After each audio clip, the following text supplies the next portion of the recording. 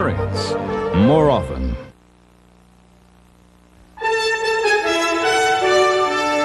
This is the CBS Evening News. Bob Schieffer sitting in for Dan Rather tonight. Good evening. The situation in Colombia has become even more dangerous over the last few hours. Medellin, the Colombian city where most of the drug trade is centered, was put under a curfew tonight because the mayor says another series of bombings has left its residents corralled by fear. Although officials in Washington won't confirm it, one wire service says the State Department has told dependents of U.S. diplomats to leave the country. And again today, more Colombian judges resigned in the face of death threats. Mark Phillips is in Bogota and has our report.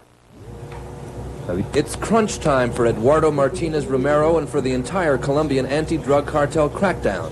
He's being held incommunicado in this cell. Romero's extradition has been ordered by the Colombian cabinet and he has filed his appeal. The ruling on whether he will be sent to face U.S. justice has to come down by next Tuesday.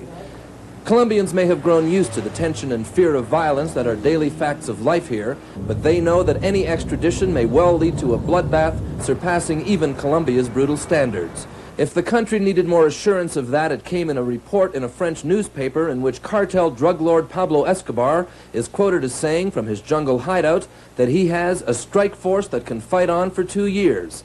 As for being sent to the U.S., he says, we would rather die with our guns in our hands. There will be more deaths, Escobar continues. Always more deaths. I give the orders. In the war of words, the cartels have taken a carrot and stick approach. A peace offering from the patriarch of one of the cartel clans, recorded by a TV station that wants its identity concealed. Narcotraficantes están arrepentidos. The drug traffickers regret what's happened, he says. They want to negotiate. The response from the head of Colombia's security police. We did not look for this war, he says. They created this. If the coming battle takes place, these men are likely to be its first casualties. Colombian judges like Helmut Romero, who are really state prosecutors. 50 of them have already been killed by the cartels in the past 8 years. We are in the front line of the assassins, he says. Anytime they want to kill one of us, they can. Security for Colombia's judges is part of the U.S. aid package here, but none of that security has shown up on the ground yet. The judges' union has already struck once in protest. Its leader says unless they get protection, all judges will be extinct. More than 100 judges like Alvaro Medina Morena have recently quit after receiving threats. 3 more quit today. They called, he says. I answered. Quit or we'll kill your daughter, they said. He quit. But even with bodyguards, he still carries a gun. The bodyguards are not allowed to shoot first, he says. I will. In all, 270 judicial officials have been killed here in the past 8 years, including the Colombian equivalent of the U.S. Attorney General. If an extradition does take place, one judge said, we will take the lead. Mark Phillips, CBS News, Bogota. In this country, a verdict today in the New York trial of Leona Helmsley, the glitzy hotel owner who once bragged that paying taxes was something that only the little people did, was found guilty of tax evasion. Victoria Corderi reports. The self-proclaimed queen of the hotel business emerged from the federal courthouse convicted of tax evasion. She faces millions of dollars in fines and a maximum sentence of more than a century behind bars. No one, regardless of how wealthy or how well insulated by underlings, is free to flaunt the tax laws. Mr. Helmsley, Seymour... Harry Helmsley was excused from standing trial because of poor health. Leona Helmsley was acquitted of the more serious charges, that she tried to extort kickbacks from suppliers to her hotel empire. And everyone did their best and their honest to give the honest opinion, and we gave a very fair verdict. I own this, I own this. The Helmsleys own 200 buildings in New York, making them one of the city's wealthiest couples. Prosecutors charged that Leona and her billionaire husband Harry cheated on their taxes, taking $4 million from their New York hotels and spending it on extras for their lavish Connecticut estate, including a covered swimming pool and an elaborate outdoor sound system. One more complaint, I close you up. I asked for something, I did not get it from you, I want it. But it was Helmsley's personality and reputation with employees that made headlines. Former workers streamed onto the witness stand with horror stories about Christmas firings and Helmsley's failure to pay some of her bills. Even the housekeeper turned on her former boss, quoting Helmsley, "We don't pay taxes. The little people pay taxes." big people and little people alike owe a duty to pay their taxes. Prosecutors won't say whether they'll recommend jail time for Helmsley. She will be sentenced in November. Fiona, how do you feel about this? And the trials of the hotel queen are not over. She'll be back in court this fall facing charges of state tax evasion. Victoria Corderi, CBS News, New York. Bizarre developments today in the trial of television evangelist Jim Baker. One witness who'd been scheduled to testify was hospitalized. Another collapsed on the stand during questioning, prompting defendant Baker to drop to his knees in prayer. Bruce Hall now with all of that. A key government witness collapsed on the stand and was hospitalized today, setting off a series of emotional events that disrupted the fraud and conspiracy trial of Jim Baker. Former PTL Vice President Steve Nelson was under intense cross-examination by Baker's attorney when he slumped over in the witness chair. Juror Nancy Summey, a nurse, ran to his side as marshals lowered the unconscious Nelson to the floor. Then, at the urging of his lawyer, Jim Baker also rushed forward, picking up Nelson's hand. Baker bowed his head and prayed as officials called for an ambulance. He was praying, but I don't know what he was saying. I just heard the word Lord. Tonight, Nelson was released from the hospital after being treated for dehydration. Earlier in the day, the government's star witness, former PTL President Richard Dortch, also was hospitalized with chest pains. Doctors will not reveal his condition. Baker supporters tonight are wondering if today's events are more than coincidental. I wouldn't say it was medical, I wouldn't say it's spiritual. But I will say that God is in control.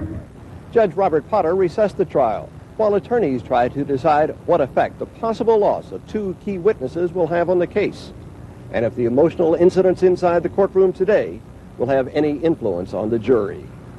Bruce Hall, CBS News, Charlotte. And still ahead on the CBS Evening News, Ron Allen on one city passing an unwelcome milestone in violence, and John Blackstone on another city's effort to cope with the bears that came down from the mountain.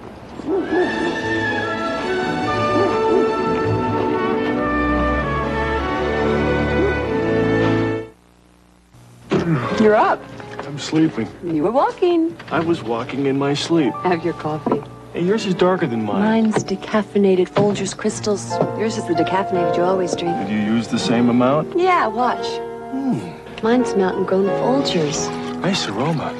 A sip? Yeah. I thought I was the reason you're always so bright-eyed in the morning. Oh, you are. Decaffeinated Folgers Crystals. So dark and rich, shouldn't you switch? Thousands of years ago, the world was introduced to a vehicle that could hold plenty of cargo and travel in some of the worst weather. This year, history repeats itself. The new four-wheel drive Subaru Legacy Wagon. After thousands of years, man still can't improve the weather, only the way he travels through it. See your Subaru dealer for details on the special value lease program.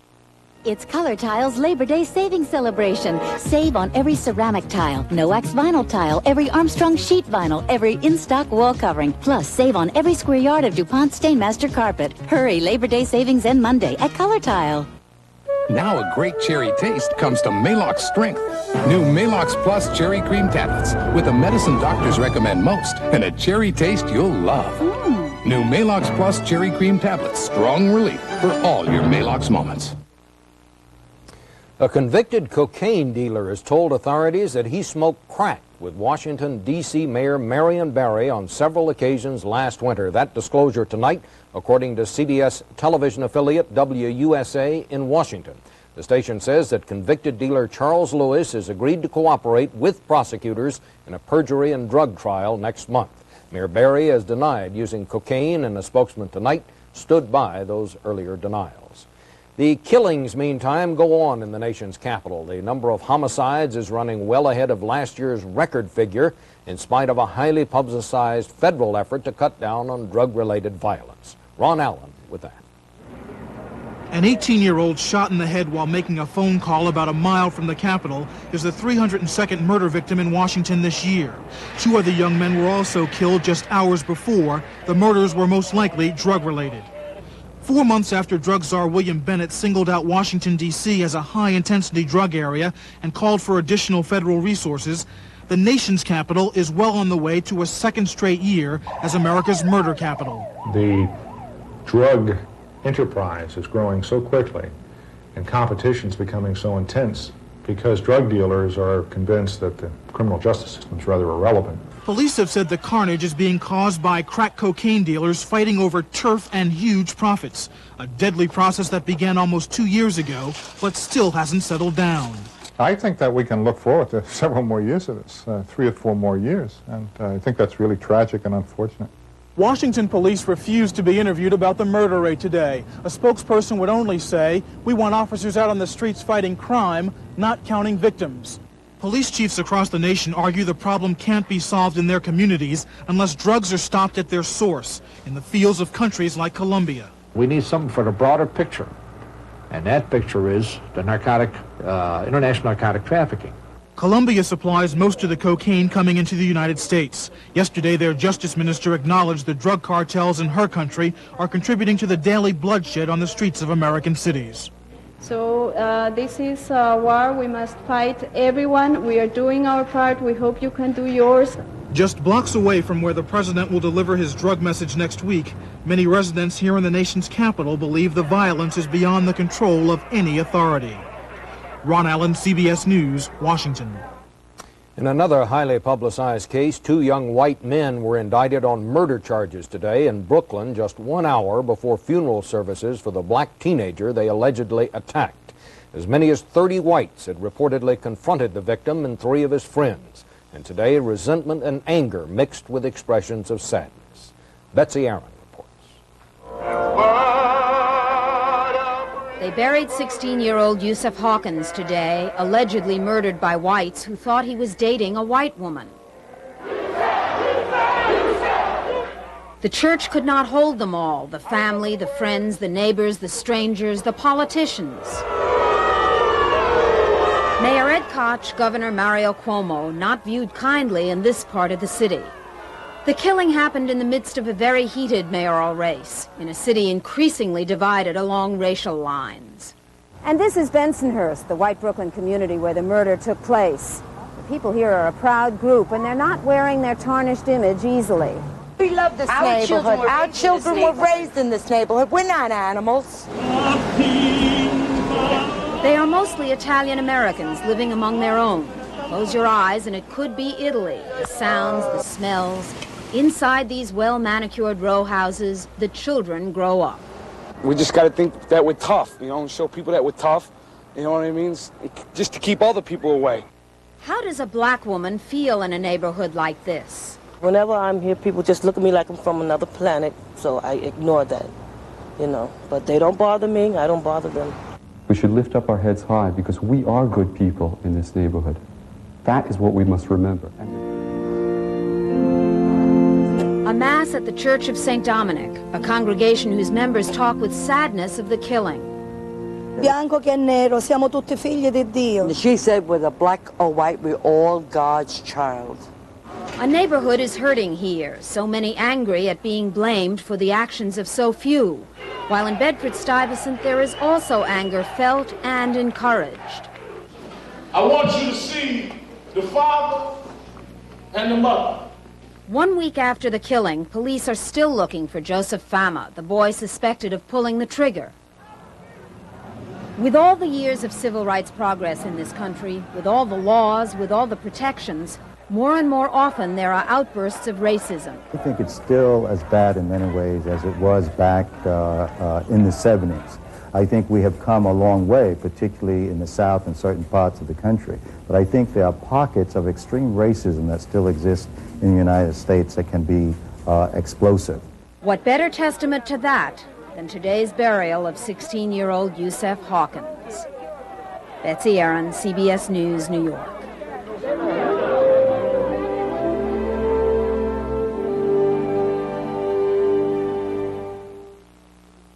Now, new scientific tests prove Heart's Blockade Repellent gives your pet total protection against fleas and ticks, or your money back. Unsolicited, here's what some satisfied Blockade users have told us. My golden retriever suffered with fleas and ticks. Hearts Blockade solved the problem. It really works. I'm so pleased with Hearts Blockade. I have 3 dogs and 7 cats and raise basset hounds who have always had a flea problem until I use Blockade. It's terrific. Hearts Blockade, guaranteed flea and tick protection that really works.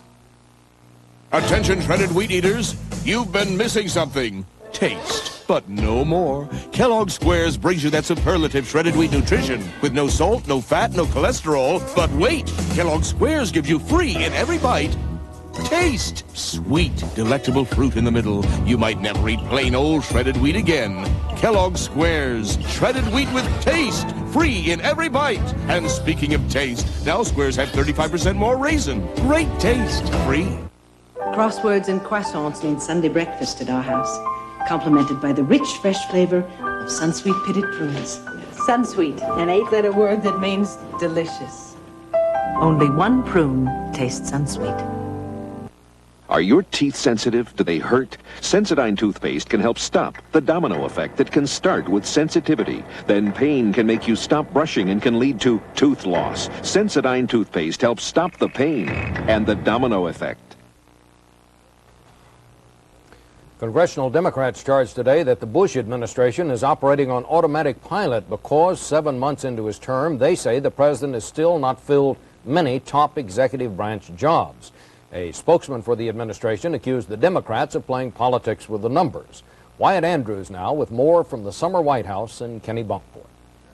I like my job. I'm going to work hard for you, and thank you very, very much for this. As he told friends in Kennebunkport today, George Bush may like his job as president, but a group of liberal Democrats is questioning whether his administration has enough people to do that job well.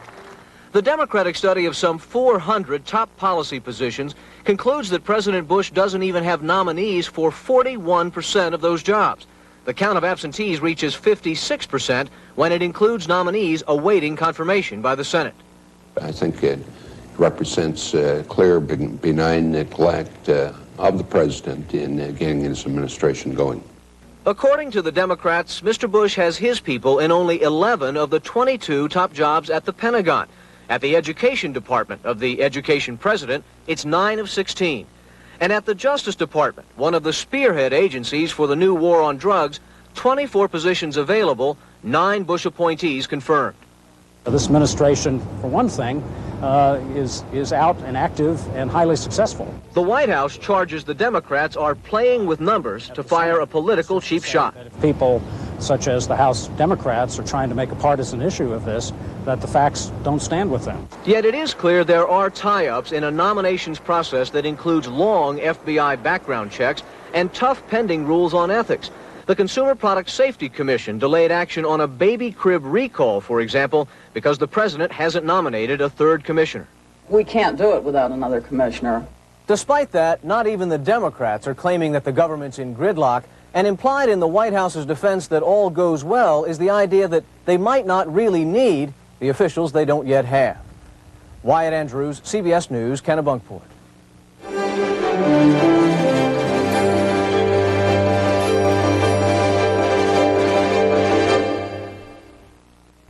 April in Paris.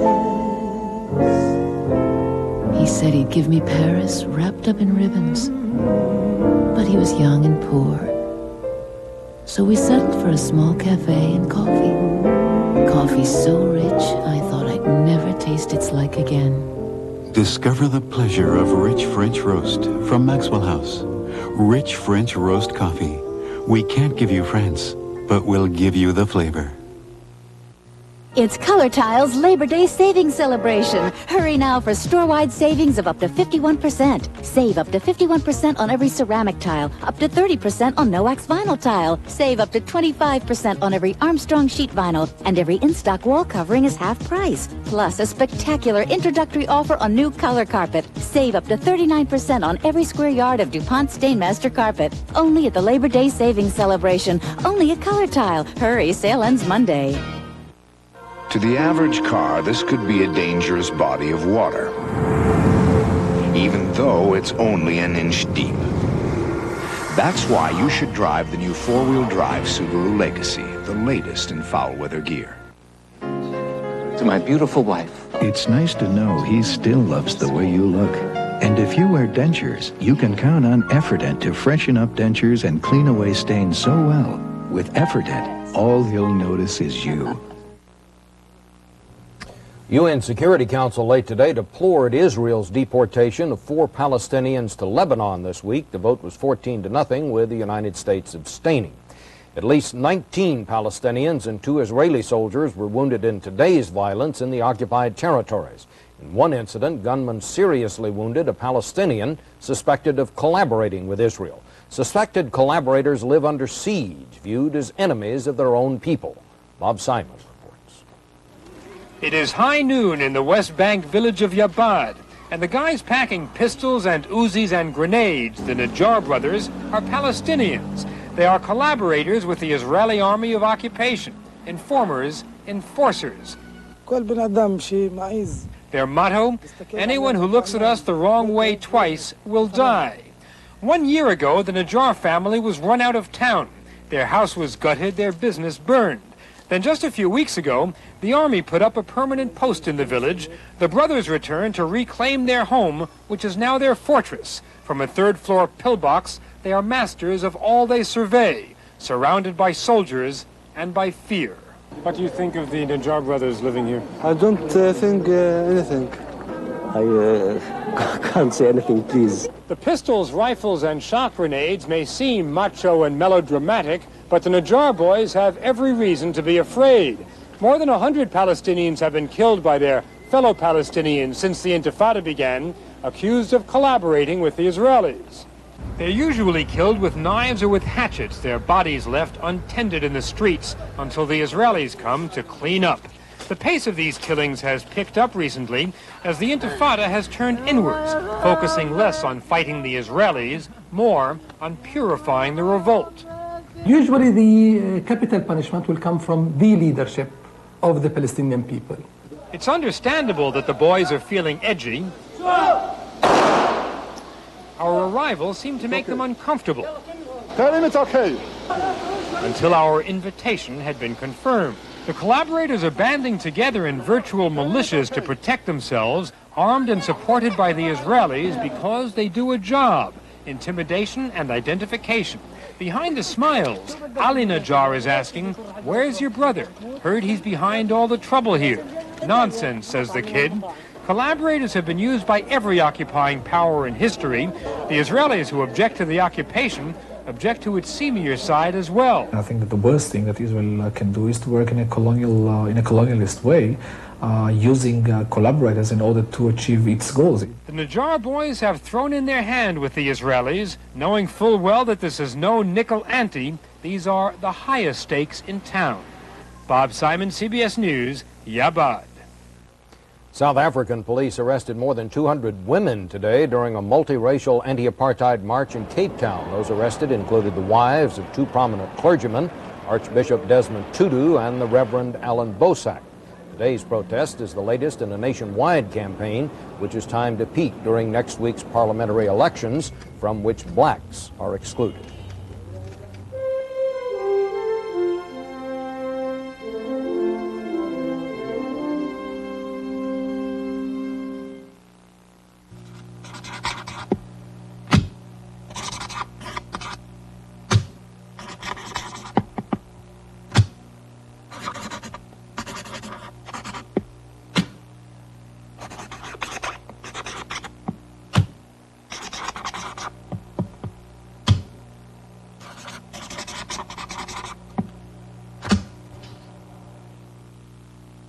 When people count on you, count on Post-it brand notes. Now Red Lobster tempts you like never before with king crab legs. Sweet snow crab. Luscious Dungeness. It's our Crab Lovers Festival, starting at an incredible $6.95. Give in to temptation. 8 great crab and seafood platters you love, starting at just $6.95. The Crab Lovers Festival, now at Red Lobster. And kids get shrimp, a complete meal, just $1.95. When my minor arthritis pain acts up, even little things are a big effort. But I don't take aspirin anymore. I take Advil. Advil gives me hours of relief from arthritis pain, and it's gentler to my stomach than aspirin. Advil, advanced medicine for pain. When the time strikes for a little late-night snack, reach for the fresh taste of Sunsweet pitted prunes. Delightfully sweet way to say good night. Only one prune tastes Sunsweet. Well, it's not the dog days of August they're talking about in Albuquerque, it's the bear days. And what's so puzzling is why black bears, which usually try to avoid human company, keep turning up in the big city. John Blackstone reports. It's barely an exaggeration to say Albuquerque is being invaded. We came across our backyard fence and then knocked over our trash cans, walked the fence, jumped over right here, and then went running up the middle of the street. At times like this, who are you going to call? The Albuquerque Bear Patrol.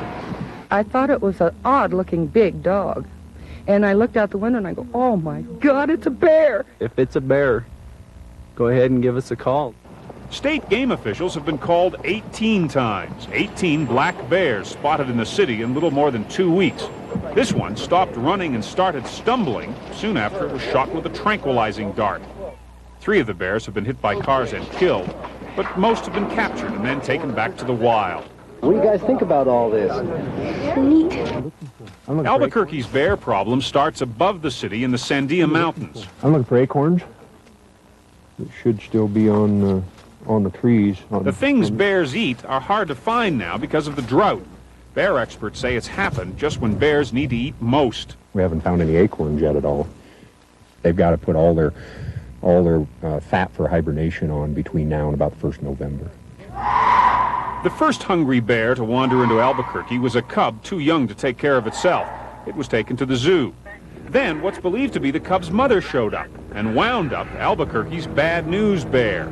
She was hit by a tranquilizer dart at the top of a utility pole and had a spectacular fall, getting a 7,200-volt shock on the way down. Her legs were badly burned, but her doctors say she's one tough bear. It's really been remarkable, the healing. I'd say this is one of the best patients we've ever had.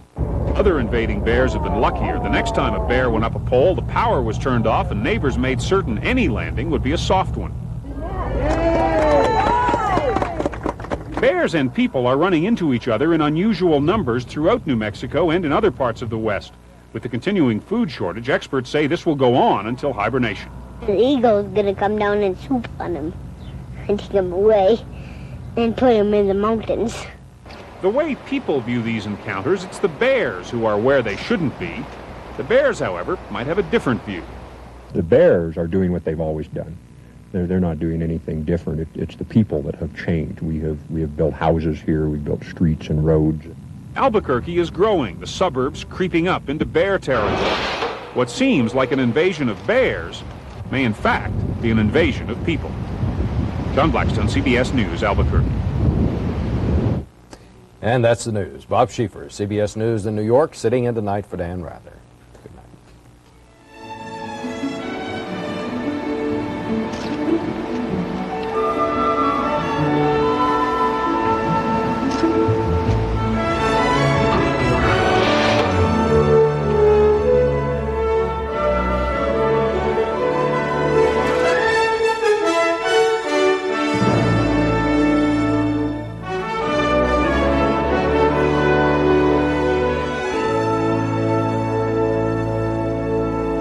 I'm Harry Smith. Tomorrow, Senate Minority Leader Bob Dole, the classic films of Grace Kelly and Alfred Hitchcock, and the newest way to tie your tie on CBS This Morning. This is CBS.